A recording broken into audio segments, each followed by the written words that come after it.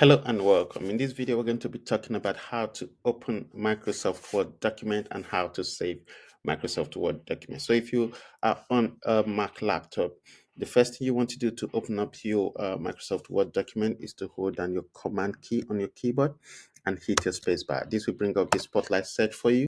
So what you want to do is just to type in the what you're looking for, the application you're looking for, in this case, Microsoft Word. So typing in Word just brought up the application we want. So we just click into that. Um, Voila, this opens up Microsoft Word for you. So another way you can do this as well is if you already have the icon on your dock, you just go down to your dock on your laptop and just click into that, and that should bring up Microsoft Word for you. The third way you can do this is to go into your application folder in your laptop and just search for Microsoft Word and double click into that, and that should open up Microsoft Word for you.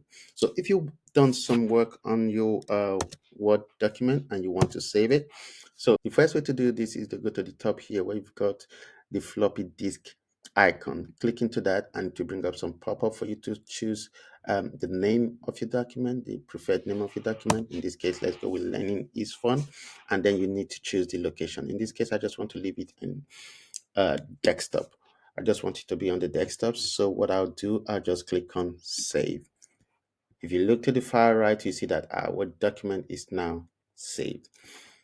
Another way you can do this is you can move to the far left of your screen and click into files. You will see save here. So you just click into save and your document will be saved. You say save to my Mac. Let's say we've done some changes on this document and we want to save so that next time when we open up this document, this is what we want to see. So we need to save this document again every time we make changes.